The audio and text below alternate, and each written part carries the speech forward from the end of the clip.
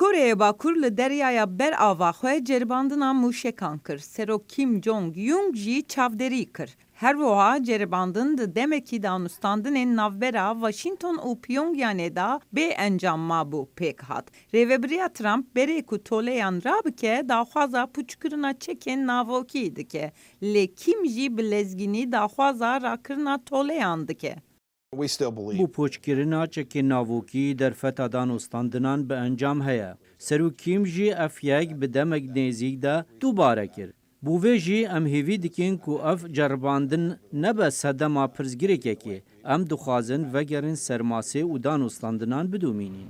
Serokê Komîta Karên Derveyê Senatoyê ya li ser Rojhilata Asyayê Senatörê Komarî Cory Gardner daxwaza zêdekirina toleyan kir û got ku heke em dixwazin li nîvgirava Koreyê bi aştiyane bigihîjin armanca xwe ya pûçkirina navokiyek gîştî esehbar û bêveger divê em zextên herî xurt rêve bibin. Di heman demê da têkiliya Serok Trump ya bi Kim re ji aliyê hinekan ve jî têpêsinandin.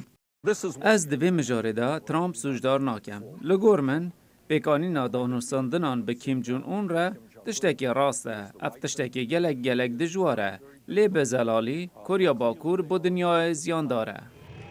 Venezuela ji bo rêveberiya Trump xalek qehrandina din e ji ber ku banga serhildanê ya serokê opozîsyonê Juan Guaidos ku Amerîka alîkariyê dike ya dijî Nicolas Maduro hîn jî bi serkeftin nebûye. Ev tiştên wiha car caran astengîtirê de hene. Serok Trump xwediyê gelek tercîhan e. Tercîha siyasî tercîhên bi hevalbendên din ra. û herî dawî tercîha bikaranîna artêşa Emerîkî dema hewcedarî hebe. Em vana bûyî amade dikin ku dema helwest biqewme em ê bêçareserî nemînin. Hefta borî Pompeo iddia kiribû ku Rusyayê Maduro îkna kiriye ku neçe Kübayê. Lê piştî Trump bi serokê Rusyayê Vladimir Putin re li ser telefonê axivî got ku Putin naxwaze maytekirina Venezuelayê bike û her wiha ew û Putin heman daxwaza ya dîtina pêkhatina tiştek baş ya bo gelên Amerîkaya başûr parve dikin.